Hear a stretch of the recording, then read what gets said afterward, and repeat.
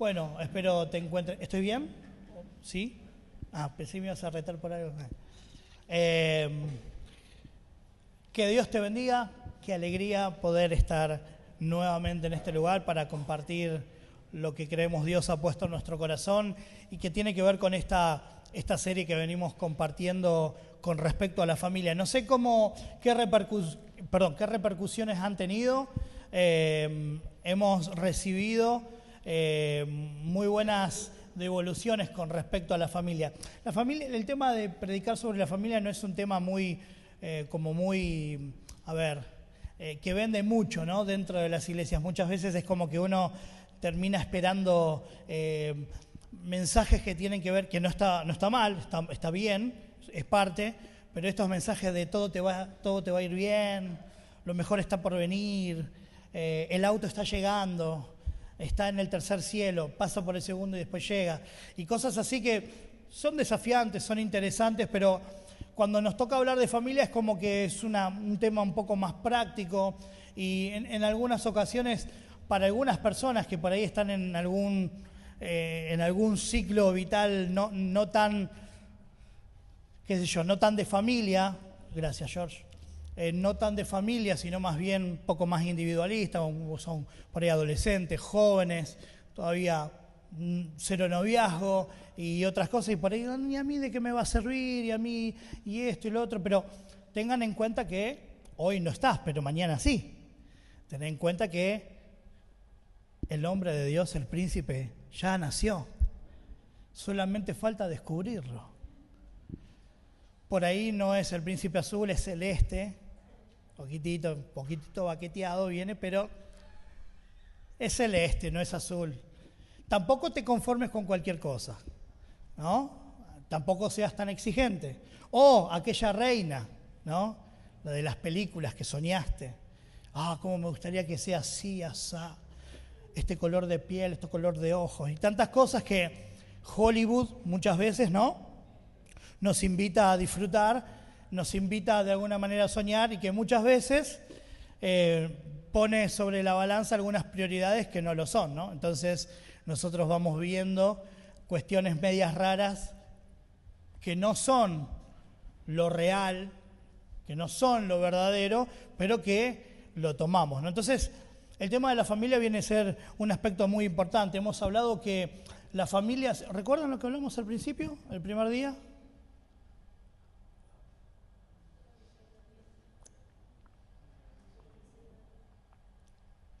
Muy bien, la familia, diseño de Dios. Dijimos que la familia no es una construcción social. Dijimos que la familia no está constituida por ningún movimiento cultural, por ningún movimiento social, sino que está pura y exclusivamente diseñada, obviamente con un propósito, pero entretejida en las manos de Dios. Hablamos un poquitito de esto, de algunos sucesos que la Biblia nos describe como a la familia como protagonista. En Génesis, Adán y Eva, Dios introduce a Adán y Eva y desde ese lugar Dios, entre otras cosas, le pide que se multipliquen. Que multipliquen la esencia de lo que Dios le dio a estas dos personas, que son uno, y que multipliquen, que fructifiquen y tantas cosas no tantas promesas que Dios le dio. Imagínense a Dios, el creador del universo, tiene a su unigénito, que lo comparte con la humanidad. El Salvador es introducido a la tierra, Emmanuel, Dios con nosotros. Y es volcado de alguna manera en un ámbito familiar. Es en la familia, un hombre y una mujer, donde Dios establece a Jesús para que de alguna manera dentro de ese ámbito Jesús, el humano, ¿no?, pueda conocer lo que es la disciplina, lo que es el liderazgo, lo que es la autoridad, lo que es cuando un padre dice sí, es sí. Y no sé. Aprendió Jesús a saber lo que es los no, seguramente, de José, ¿no? Las exhortaciones de sus padres. No lo sabemos, no lo dice ahí directamente la Biblia, pero Jesús crecía en todas las áreas de su vida. no solamente en la teológica, no solamente en la espiritual. Y el tercer suceso, para mí, de los más fundamentales, que es la esperanza que todos los que creemos en el Señor tenemos, ¿no? Que es esa esperanza de que Cristo viene a buscar a su iglesia. Y viene en calidad de un esposo, un novio que va a buscar a su esposa. Así que imagínense esto, imagínense el Dios de los tiempos, el Dios del antes y el después, el Dios del principio y del final, el Dios que no se limita al cronos, al tiempo nuestro, sabe el pasado, el presente y el futuro, y está en todos a la vez, y ya conoce cómo termina el cuadro, ya sabe el final de todas nuestras historias. Aún así, sabiendo toda la historia y cómo termina todo, Él decide poner el ejemplo de la familia como principal ejemplo, valga la redundancia. Qué importante es la familia, amados. Qué importante es el matrimonio. Qué importante es la paternidad. Qué importante es entender, comprender el rol que tenemos como familia para transmitir algo. Entonces no podemos decir algo y hacer otra cosa, porque ¿saben lo que pasa? Los más chiquititos no identifican enseñanzas, identifican vivencias. ¿Se entiende? Y en la vivencia es donde impartimos enseñanza y donde le decimos. Por eso es tan importante que vos vengas a la iglesia. Es tan importante que vos te congregues en la iglesia. Se escuchan muchas veces tanto a los padres, pero mis hijos no vienen a la iglesia, pero... Claro, es que hay veces que nosotros hablamos de la importancia de venir a la iglesia, pero cuando hay que justificar no venir a la iglesia por cualquier otra cosa, lo hacemos. Entonces decimos, es importante, creo que fue el sábado pasado que dijimos, ¿no? ¿Qué es más importante, si lo eterno o lo temporal? Lo dijimos, ¿no? ¿Lo decimos otra vez? ¿Qué es lo más importante? ¿Lo eterno o lo temporal? Lo eterno. Pero yo le puedo decir a mi hijo Bautista que lo más importante es lo eterno. Pero él va a saber si cuando yo tengo que darle prioridad a lo eterno, se la doy o no. Yo le puedo decir a mi hijo, Bauti, no sabes lo importante que es que vos te congregues en la iglesia. No sabes lo importante que es que vos vengas a la iglesia. Pero en la primera de cambio, juega River a las 8 de la noche, se me rompió el techo, no voy. Bauti va a comprender que hay algo mucho más importante que congregarme, un club de fútbol. No, es que una fiesta, no, la fiesta, no, es que el cumpleaños, no, que... Y vamos, ¿no?, tomando opciones de qué es lo más importante y vamos dejando de lado. Seguramente, faltar una vez a una reunión, ¿qué es lo que hace? Nada. El tema es si se genera esto del hábito donde priorizo más otras cosas que ser parte de una iglesia, que congregarte. Estoy tomando un ejemplo. Podés tomar muchos ejemplos sobre esto. Podés decirle a tu hijo qué importante es que lea la Biblia, pero tu hijo va a ver cuántas veces en la semana agarrás la Biblia. Qué importante, hijo, es que ores, es que escuchas la voz de Dios. Pero que él no sepa lo que es oración porque nunca te ha visto orar. Entonces, terminamos generando culturas diferentes. Y lo que yo quiero hablarte en el día de hoy, y bien rapidito, la cultura del reino en el hogar. La cultura del reino en el hogar. Entender que no alcanza con tener una fe individual o momentos espirituales aislados en casa. Dios desea establecer en nuestras familias una cultura de reino. Una cultura de reino, una cultura, algo que se va generando. Repetición, en constancia, todo el tiempo.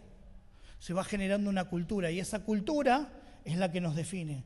Todos estamos definidos por una cultura. Todos. No, yo no. Todos estamos definidos por una cultura. El tema es identificar cuál es la cultura que nosotros estamos estableciendo en nuestro hogar. Por eso es importante esto, chicos. Yo puedo venir acá en la iglesia y levantar las manos. Y puedo decirle a Dios que Él es todo para mí. Pero donde genuinamente se va a ver y se va a aplicar el todo de Dios en mi vida, es en mi casa. Es en mi trabajo. Hay veces que en la iglesia somos estamos diezmados en el tiempo con la iglesia. Entonces venimos a la iglesia y damos lo mejor, o mostramos lo mejor. Casi nunca mostramos lo peor de lo que somos, porque tenemos una apariencia que sostener en cierto aspecto. Pero en nuestro hogar es cuando suceden las cosas. Y es en nuestro hogar la mayor incongruencia que nuestros hijos, que nuestra familia ve. Por eso es importante que lo que nosotros decimos y hacemos en una iglesia, seamos tan claros y tan íntegros para también hacerlo en nuestro hogar. Lo que hacemos en un instituto bíblico, ¿no? Yo recuerdo cuando iba al instituto bíblico, ¿no? 6 de la mañana, ya te levantaban, tenías tu propio devocional privado, después si hacías tareas diarias, ¿no? ¿Se llama? Tareas diarias en la mañana, después desayunabas, después ibas a las clases, después salías, tenías el almuerzo, si no había un turno en la tarde te dormías una siesta, pero si te dormías la siesta y veías que uno de tu habitación se iba a orar, vos te quedabas mal, estuviste quedando re carnal. Entonces alguna vez se oraba para no quedar carnal y te ponías a orar y había reunión de oración y hay algunas cosas que son optativas, pero hay otras que definen tu persona, entonces, y hay un montón de cosas que van pasando. El tema es cuando salís del instituto, donde no hay un timbre que te despierta, donde no hay un supervisor que te marca los parámetros. Por eso en la iglesia muchas veces también, al igual que en un instituto, estamos controlados. No, ahora viene esto, ahora te invitamos a esto, pero en casa no tenemos ningún supervisor, no tenemos ningún líder, ningún pastor que defina parámetros. Y si nosotros no lo formamos como una cultura en nuestro hogar, nosotros vamos a vivir 2 vidas diferentes. La vida en la iglesia y la vida en casa. Y el propósito de esta serie tenía que ver con eso, con poder disfrutar lo que aprendemos en una iglesia, definirlo en nuestro hogar. Miren lo que dice Romanos capítulo 14, verso 17. Romanos capítulo 14, verso 17. El reino de Dios no es comida ni bebida, sino justicia, paz y gozo en el Espíritu Santo. Y si bien el contexto no viene con respecto a la familia, sí lo tomé para describir un poco esto de la experiencia que maneja el reino de Dios.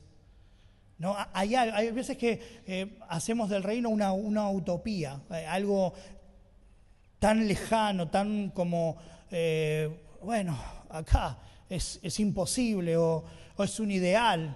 Pero el reino de Dios tiene que ver con cosas que son tangibles y que son del día a día.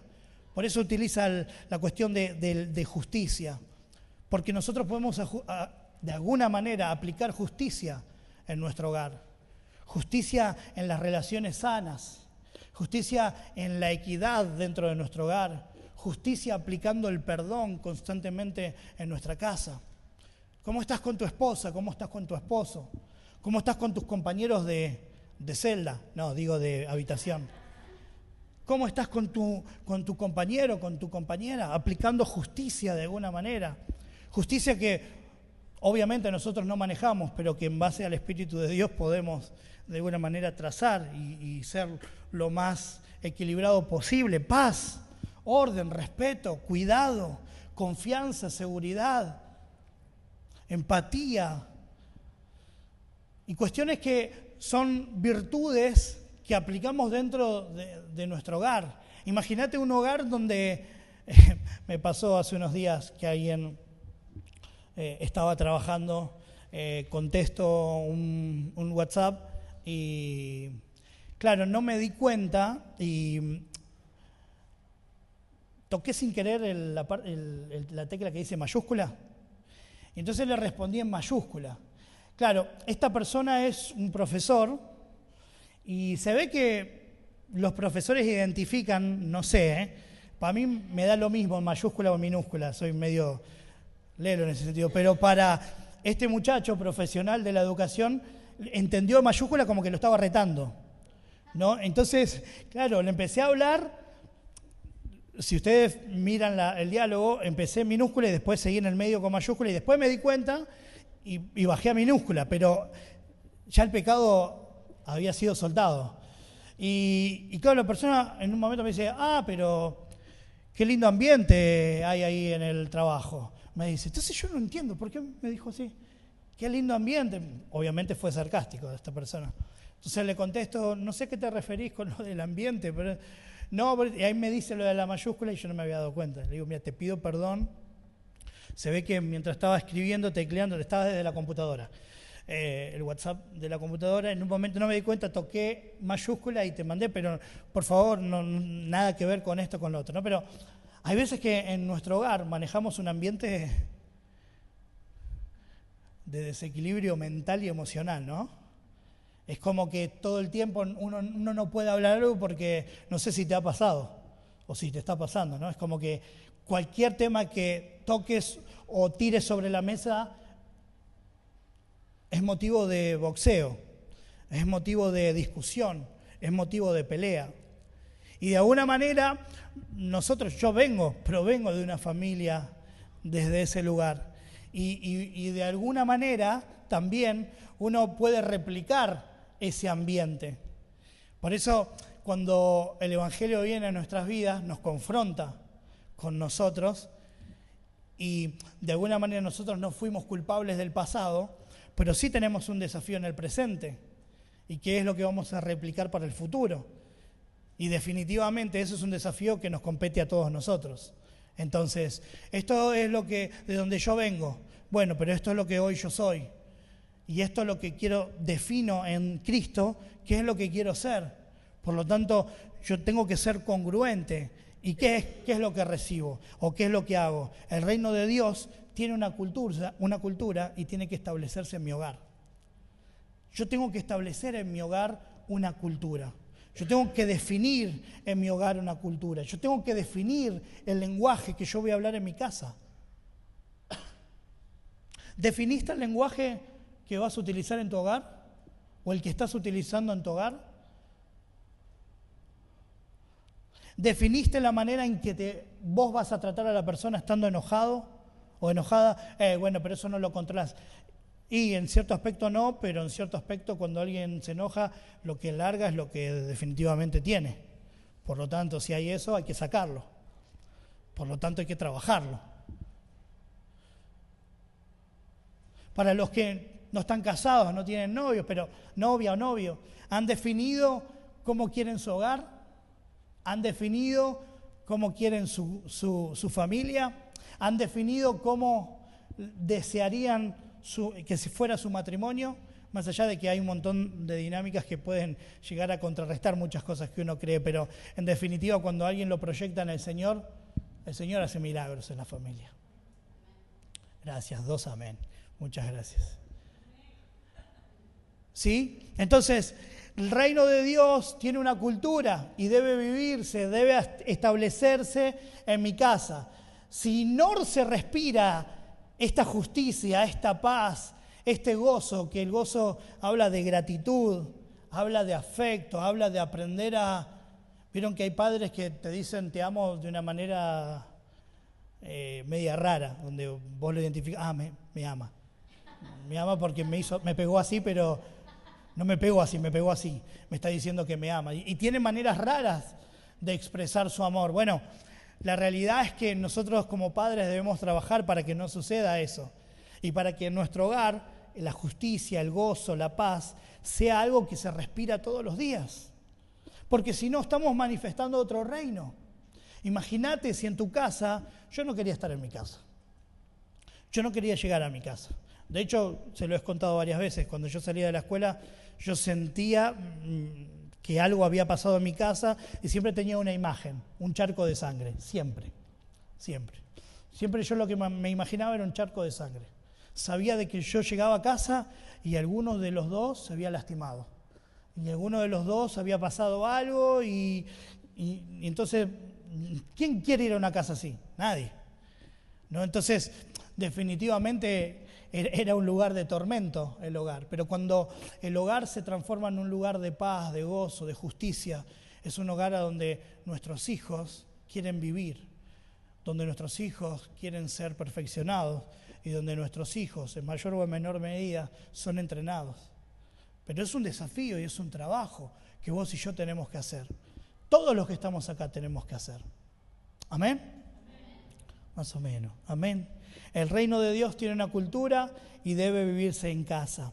La cultura del reino se enseña, se imita y se modela. Eso es lo que quiero decirte en segundo lugar. Efesios capítulo 5, verso 1 y 2. Y después, antes de terminar, me gustaría hacer un juego con vos. Para que te lleves a tu casa tranquilo, no tenés que pasar adelante. Pero Efesios capítulo 5, Efesios capítulo 5, 1 y 2.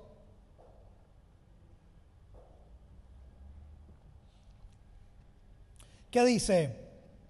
Sed pues, no me miren a mí, abran sus Biblias y así leemos juntos. Efesios 5, del 1 al 2. Sed pues imitadores de Dios. ¿Como quién? Como hijos amados o como sus hijos. ¿Saben? Los padres somos formadores de cultura.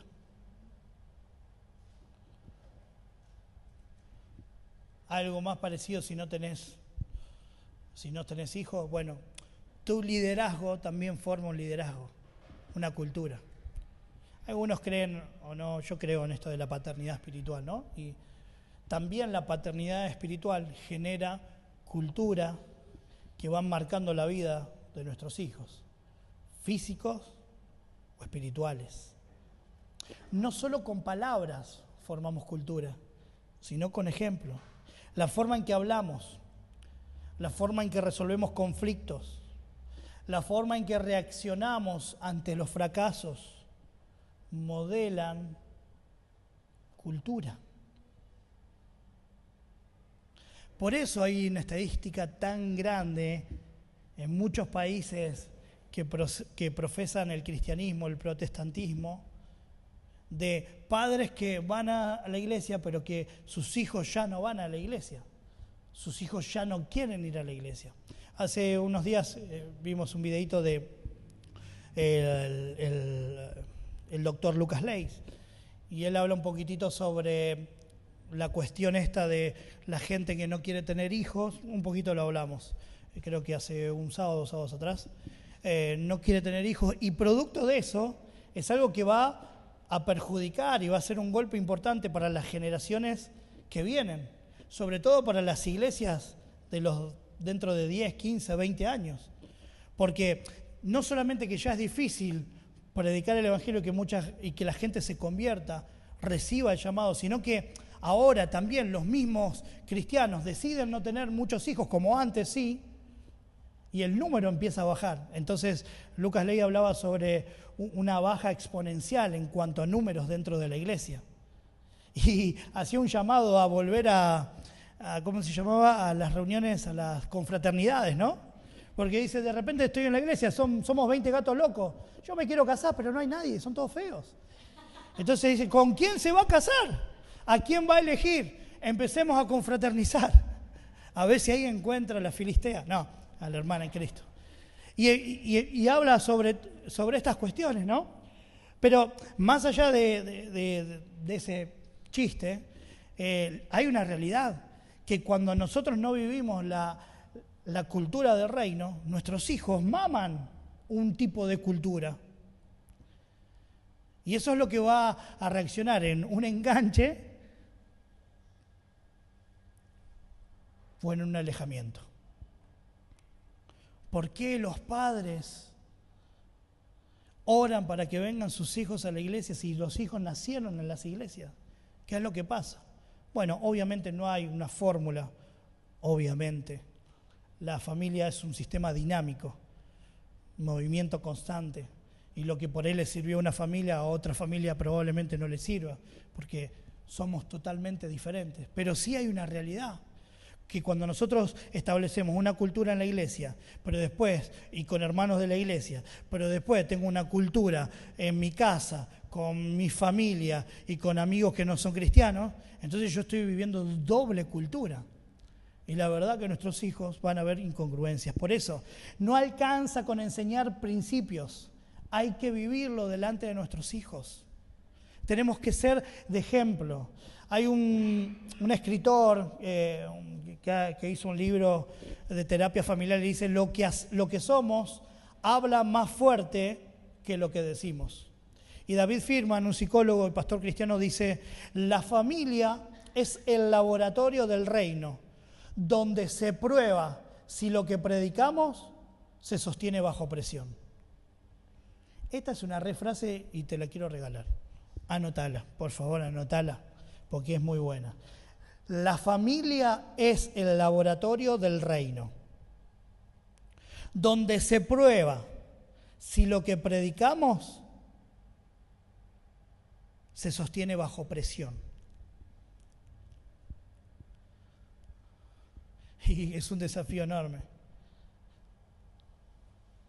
Por eso la familia es diseño de Dios, porque es ahí donde se expresa lo eterno, es ahí donde se expresan sus principios, su cultura, su reino.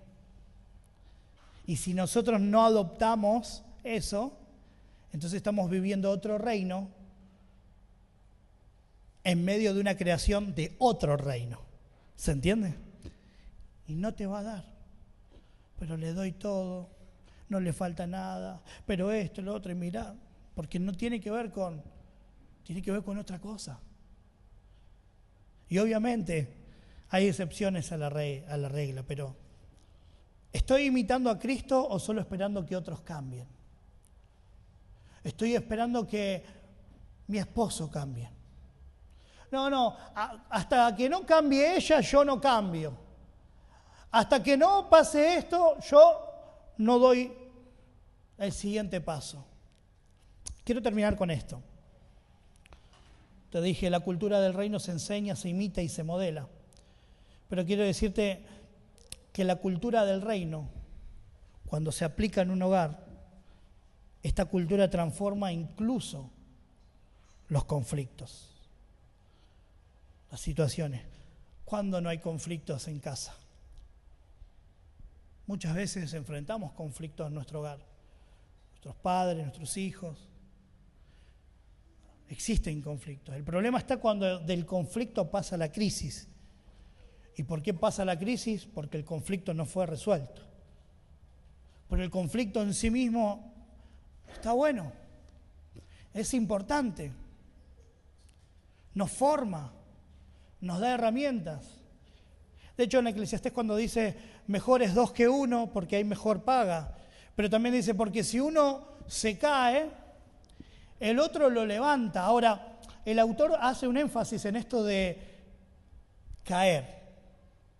Y hay algunos teólogos que dicen que el tema de la caída no es literal, sino que también es simbólica. Es literal, es simbólica.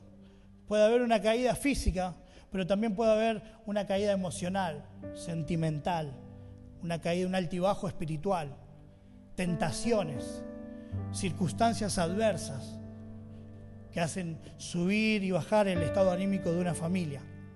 El problema no está en eso, porque no dice, ¿qué problema por tropezar? Sino el problema está en que yo no reconozco que el otro me está extendiendo su mano. Y cuando yo entiendo que dentro de la familia, en vez de ser mi familia, es mi contrincante. Y cuando entiendo que en realidad mi esposo no es mi esposo, sino que es el duelo que estoy batiendo todos los días. Y entonces en el matrimonio, en vez de ser o ganamos los dos o perdemos los dos, gané yo, perdiste vos. Y hay matrimonios que se van construyendo desde ese lugar.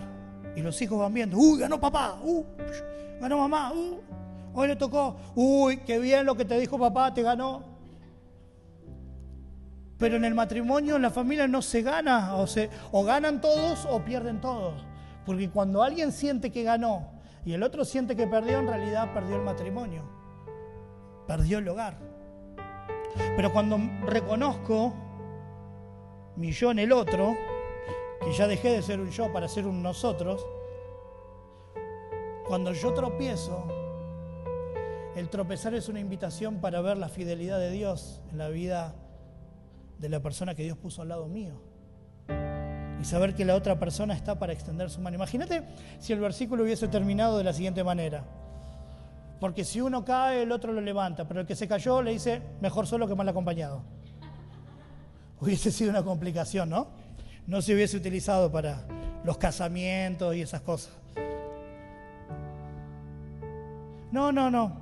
Para tener una mano así prefiero a Satanás. No quiero nada tuyo. Y vamos viendo que los matrimonios se van manejando de esa manera, que los padres con los hijos se relacionan de esa manera. Pero definitivamente cuando hay una cultura de reino en un lugar, en un hogar, la cultura del reino de Dios, el conflicto se puede cambiar por otra cosa. Proverbios capítulo 15, verso 1 dice, la blanda respuesta, ¿qué? Quita la ira, mas la palabra áspera hace subir el furor. Hay gente que es muy paciente, pero paciente para exasperar a las personas. Hay gente que se enoja muy rápidamente y responde. Está la ofensiva. Pero hay otros que su venganza es fría y van respondiendo cortando la cabeza, pero despacio. Soy sincero. No tengo pelos en la lengua. Y en un matrimonio, en vez de aplacar, bajar la ira con una palabra amable, con una palabra que no está buscando la intención de encender el fuego, tirar queroseno, probablemente al principio te vas a sentir que no, pero se lo tengo que decir, no, pero no me la puedo aguantar, no, pero voy a explotar, no, le tengo que decir, pero la dejás pasar y respondés de otra manera. Claro, sí, puede ser. En un combate de palabras podés aplacar un problema mayor. Por eso cuando alguien genera en su hogar la cultura del reino y planifica el lenguaje que se va a establecer en un hogar, y créanme, hermano, créanme, amigos, no es imposible planificar un lenguaje en un hogar. Se lo dice alguien que viene de un hogar donde el insulto era la primera palabra del día. La primera palabra del día, la del medio y la última. Y en mi hogar tengo la grata bendición, y si se quiere, un poquito de orgullo, de mi hijo no saber lo que es el insulto, lo que es las malas palabras. No es imposible. Hay que generar una cultura. Hay que establecer lo que creemos de Dios en nuestro hogar. Y entonces el reino no elimina los conflictos. Se van a redimir los conflictos. En un hogar el conflicto no se va a eliminar, van a estar, pero se van a torcer, se van a redimir. La forma que manejamos las discusiones, las diferencias, es donde más claramente se revela qué cultura nosotros manejamos. En los momentos de mayor tensión, en los momentos de mayor discusión, En una familia con cultura del reino hay corrección, pero con respeto. Hay desacuerdos, pero sin herir. Hay enojos, pero sin destruir. ¿Por qué? Porque se planificó un lenguaje. Se planificó una forma de decir las cosas. Hay un autor, este mismo autor que les leí recién, que habla sobre la terapia familiar y dice, en su libro, habla sobre la cuenta bancaria emocional. Y dice, depositar amor, depositar escucha, depositar ternura en todo momento para que cuando haya un saldo negativo de conflicto, podamos tomar ese ahorro y aplicarlo sobre esta situación. ¿Se entiende la idea? Ahorrar en calidez, ahorrar en respeto, ahorrar en perdón de alguna manera o invertir para que en momentos de conflictos, en momentos de circunstancias adversas, en vez de responder con conflicto, respondemos con amor, respondemos con respeto. Amén. Yo te invito a que puedas ponerte de pie.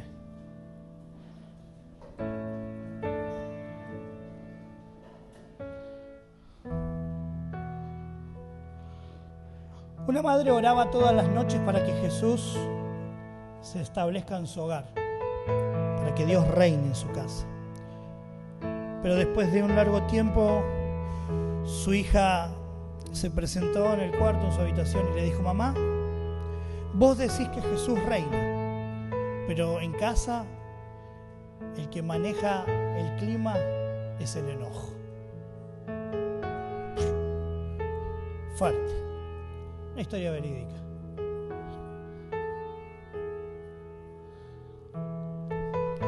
¿Qué ambiente hay en casa?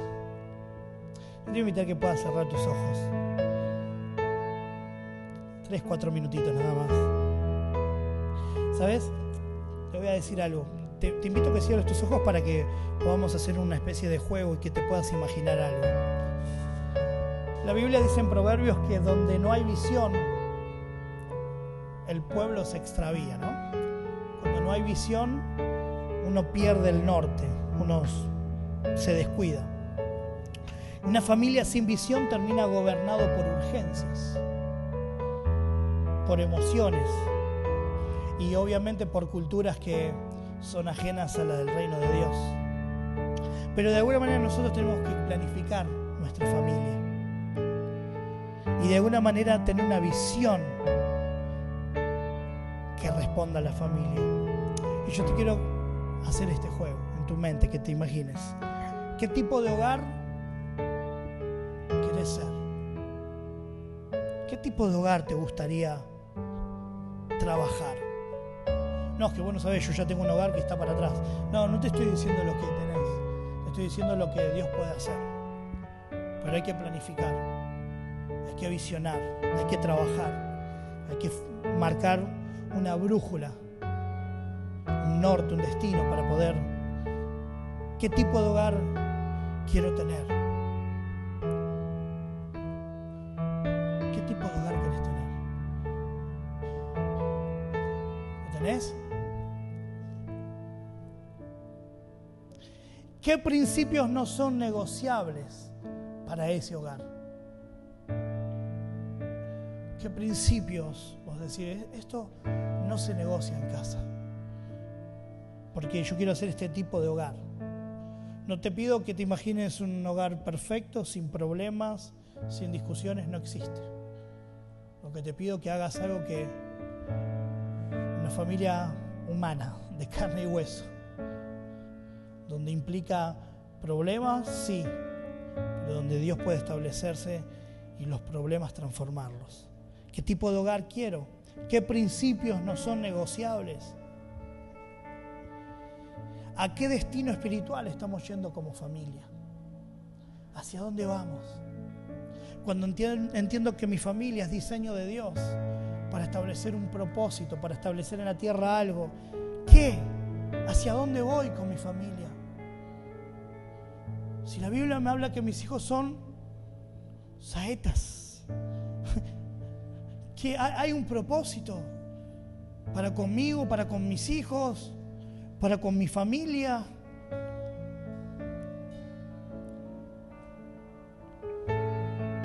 ¿Qué tipo de iglesia? ¿Qué tipo de familia?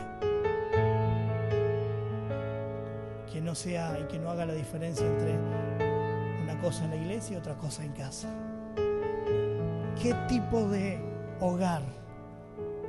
Y para eso vas a tener que, yo creo, hacerte un enunciado, ¿no? Ir y escribir en tu casa algo que refleje tu fe, tus valores, tu meta espiritual y el estilo de relación que vos quieras tener en tu casa. No hay imposibles para Dios. No hay imposibles para Dios. No hay imposibles para Dios. Dios es el Dios del matrimonio, es el Dios de las familias, es el Dios de los padres, es el Dios de los hijos. Es el Dios que transforma, que redime. En el nombre de Jesús, Señor, volvemos nuevamente a hablar lo que has puesto en nuestro corazón, oh Dios. Señor, tenemos que preservar a las familias. Señor, hay un sistema que opera constantemente en contra de la imagen familiar, Dios, pero hay una iglesia que entiende el propósito de la familia, que entiende lo que vos pensaste cuando creaste a la familia, oh Dios, y rogamos en el nombre de Jesús que podamos ser fieles intérpretes de familias con propósito, de familias resguardadas por tu palabra, de familias que, Señor, de alguna manera muestran la cultura del reino. Esa cultura del reino en mi casa, a la hora de discutir sobre temas, a la hora de estar frustrado sobre situaciones de la vida, Señor, responder cultura del reino. Nuestros hijos nos están viendo. Oh Señor, oramos para que en este tiempo tu sanidad sea sobre las familias, que puedas restaurar los corazones de cada protagonista que representa una familia en este lugar, en este día, Dios. Que sanes corazones, que sanes nuestras mentes, que sanes, Señor, episodios, experiencias, situaciones del pasado, Dios, que muchas veces definen nuestras reacciones, definen, Señor, nuestra manera de hablar, definen nuestra manera muchas veces inclusive de retar a nuestros hijos. Oh Dios, ayúdanos, ayúdanos, ayúdanos, Señor. Ayúdanos, Señor.